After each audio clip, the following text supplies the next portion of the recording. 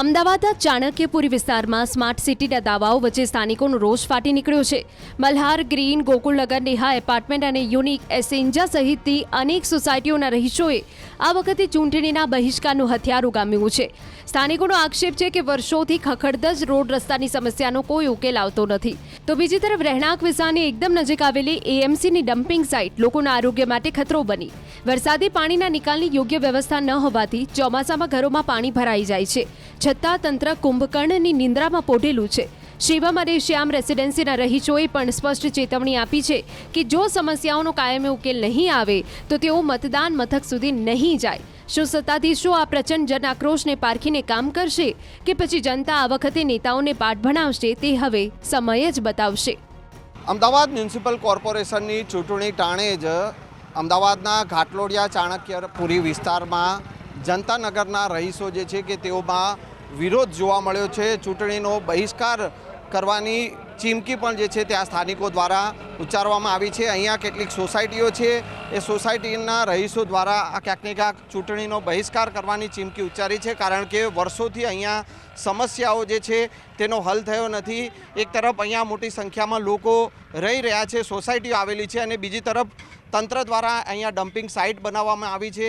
એ dumping સાઇટનો વિરોધ જે છે તે સ્થાનિકોમાં જોવા મળી રહ્યો છે. તેમજ વર્ષોથી અહીંયા પાણી ભરાવાની, વરસાદી પાણી ભરાવાની સમસ્યા છે તેનો પણ હલ અહીંયા જોવા મળતો નથી, અને તે જ કારણ છે કે લોકોમાં નારાજગી છે. લોકો પાસેથી જાણીશું શું કહેશો. આ ચૂંટણી આવી રહી છે અને ચૂંટણીનો બહિષ્કાર કરવાનું મન બનાવી લીધું છે. અમે ચૂંટણીનો બહિષ્કાર કરવાનું મન બનાવી લીધેલું છે.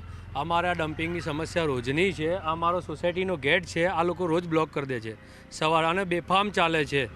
ક્યારેય કોઈનું સાંભળતા નથી. અમે કમ્પ્લેનો કરીને કોર્પોરેશનમાં થાકી ગયા છીએ, પણ આ લોકો સાંભળવા કોઈ તૈયાર નથી.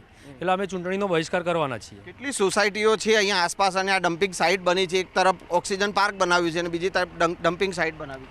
ઓછામાં ઓછી 40 સોસાયટીઓ છે. હવે આપણને બંધારણની કલમ છે ને 21, એ આપણને જીવવાનો અધિકાર આપે છે. જીવવાના અધિકારમાં બાજુમાં અહીંયા જે ડમ્પિંગ સ્ટેશન ઊભું કર્યું છે, જેમાંથી ઝેરી વાયુ પેદા થાય, એ અહીંયાના સર્વે અનુસાર અહીંયા સોલાના રહીશોનો 20 થી 30% ફેફસા પ્રોપર કામ નથી કરતા. અમારા ત્યાં વૃદ્ધો છે કે આના હિસાબે એટલા બીમાર પડ્યા છે ને, કારણ કે બહુ રાત્રે તો શ્વાસ લેવામાં એટલી તકલીફ પડે છે ને. આ ડ્રાઈવરો જે બેફામ ચલાવે છે ને, એના લીધે અકસ્માતો બી ડે બાય ડે ઘણા વધી ગયા છે. શું કહેશો? અહીંયા બીજી અન્ય પણ સમસ્યાઓ છે. વરસાદી પાણી તો દર ચોમાસામાં બહુ જ ભરાય છે.